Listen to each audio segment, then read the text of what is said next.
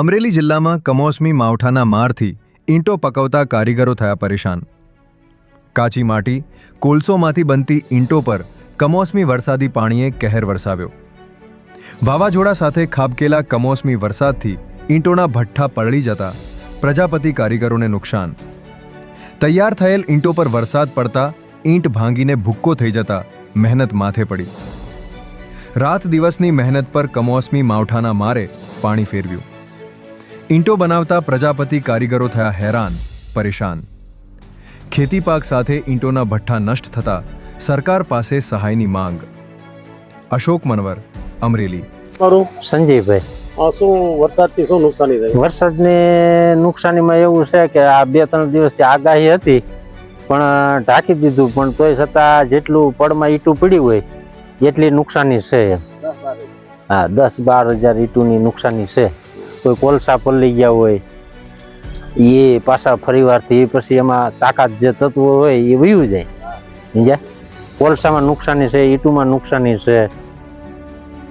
ઈંટું પકવતા બધાને થઈ હશે? હા, બધાને લાગત અટાણે કુંભાર પ્રજાપતિ જેટલા ભાઈ ઈંટુનો ધંધો કરતા છે, જ્યાં વરસાદ હશે ત્યાં બધાને નુકસાની હશે। કેટલા દિવસની મહેનત હશે ઈંટું બનાવવા? એમ માનો કે પડમાં 5-5 દિવસની 2 પડ હોય એટલે 5-5 દિવસની હોય એટલે 10 દિવસની ઈંટું પડી હોય। સમજ્યા? અમુક ટકા ગોઠવી દીધી હોય, અમુક ટકા જેટલું થાય એટલું ભેગું થાય એટલું કરી લઈએ, પણ ન ભેગું થાય એટલું તો એ ફેલ જ। હા,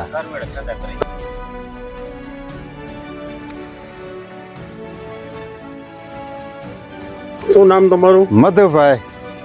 શું પ્રશ્ન છે તમારા? અમારે તો પ્રશ્ન ભઠ્ઠા ઢકાઈ ગયા છે અત્યારે। અગાઉ તૈયારી હતી, આગાહી હતી એટલે નકર અટાણે ભઠ્ઠા ખડકવાના હોય તો બહુ નુકસાની થાય। અત્યારે શું નુકસાની ગઈ તમારે? અટાણે આ પડની અંદર જે ઈંટું પાડેલી હોય, હુકાતી હોય એ બધી ઈંટું ફેલ થઈ ગઈ, ફરી વાર પાડવી પડે, એ ન હાલે। પકવી તો ફાટી જાય। આ પલ્લી ગઈ તો પછી હુકાઈ ન જાય? હુકાઈ ગયેલી ન હાલે, એ ફાટી જ જાય। હુકાય એટલે ફાટી જાય, પછી પકવવાની જરૂર જ નહીં એને। પછી આ બધી પ્રોસેસ? હા, ફરી વાર નવેસરથી જ બનાવવાની। કેટલી ઈંટો હશે આ બધી? હા, એક પડમાં 10,000 જેવું હોય। હા, તમારા માવઠાથી નુકસાની તો બહુ ઘણી જાજી બધી છે। અત્યારે આ વરસાદ અચિંતાનો આવી ગયો છે। જોકે આગાહીની વાત તો હતી, સમાચાર તો બધાને મળી ગયા હતા, થોડું ઘણું ઢકાણું, પણ જેટલું આ પવનનું પાછા કાગળિયા ફાટી ગયા, ઉડી ગયા, એટલે નુકસાની તો થોડીક છે જ।